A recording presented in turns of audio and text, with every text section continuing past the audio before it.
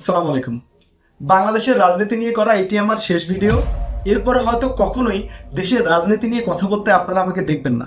আমার যুদ্ধ ছিল স্বৈরাচার হাসিনার বিরুদ্ধে। আমি শুধু এই জালিম সরকারের পতন চাই, এই খুনি সরকারের পতন চাই।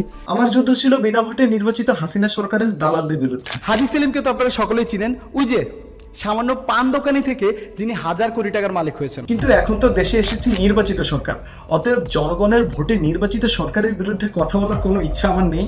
ইতিমধ্যে জনগণের দ্বিতীয় মেয়াদের ভোটে নির্বাচিত হয়ে বাংলাদেশ মোস্তফা সরোয়ার ফারুকী নামক নতুন উপদেষ্টা পেল, যার সঙ্গে হাসিনার তাবেদার ব্যারিস্টার সুমনের খানিকটা মিল রয়েছে। কারণ ব্যারিস্টার সুমন ফেসবুকে ভিডিও বানিয়ে এমপি হয়েছেন, আর ফারুকী সাহেব হয়েছেন ফেসবুকে পোস্ট দিয়ে। প্রফেসর ইউনূসের কলিগ হওয়াটা একটা ভেরি টেম্পটিং। ব্যারিস্টার সুমনের সঙ্গে জুনায়েদ আহমেদ পলকের সুসম্পর্ক ছিল, আর ফারুকের সঙ্গে পলকের সুসম্পর্ক। আসলে সুসম্পর্ক বললে ভুল হবে, ফারুকী সাহেব সরাসরি পলকের পদলেহন করত। তার একাধিক লেখায় এমনই প্রমাণ পাওয়া যায়। সঙ্গে ব্যারিস্টার সুমনের মুখে সর্বদা থাকতো বঙ্গবন্ধুর নাম। একমাত্র বাংলাদেশের জাতির পিতা, যার ভাস্কর্য হওয়ার পর যেটা আমাদের বাঙালিদের অনুভূতির সাথে সম্পর্কিত। ফারুকের অধিকাংশ স্ট্যাটাসেও বঙ্গবন্ধুর প্রতি অগাধ ভালোবাসা। ব্যারিস্টার সুমন শেখ হাসিনার পদলেহন করেও আওয়ামী লীগের মনোনয়ন পাননি।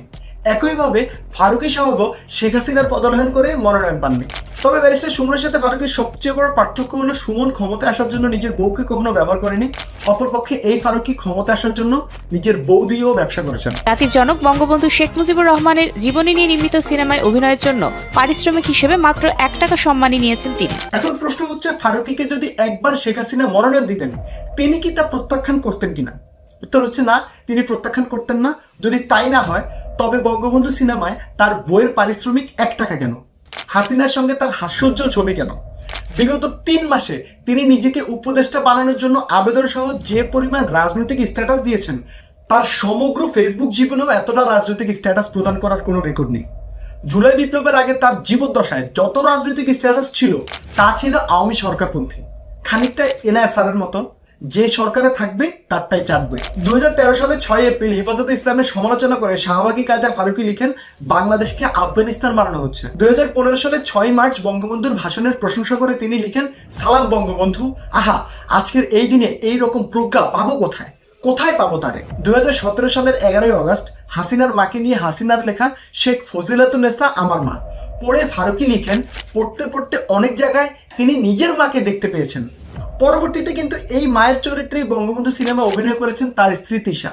এখন প্রশ্ন হচ্ছে, সেই মুভি দেখতে দেখতেও তিনি কি নিজের বউকে তার মা হিসেবে বিবেচনা করেছেন কিনা? 2015 সালের 17 মার্চ বঙ্গবন্ধুকে নিয়ে ভাবতে গিয়ে তার ম্যাজিকের মতো ফিল লেগেছিল। একই বছরের 10 নভেম্বর আওয়ামী নেতাদের পরামর্শ দেন সম্ভব হলে বঙ্গবন্ধুর আত্মজীবনী বিনা পয়সা পড়তে দিতে।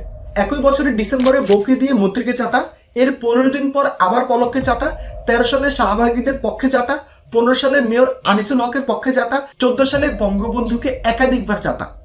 চাটা চাটা চাটায় চলতে থাকা অবস্থায় জুলাইয়ের শেষে বিপ্লব ঘনিয়ে আসা বুঝতে পারায় 180 ডিগ্রি অ্যাঙ্গেলে তার পোলটি, তারপর নতুন সরকারকে চাটা চাটা আর চাটা। এইসব কারণে আমি বলছি টাটা, আমার দ্বারা এইসব অস্বাস্থ্যকর পরিবেশে থাকা সম্ভব হচ্ছে না।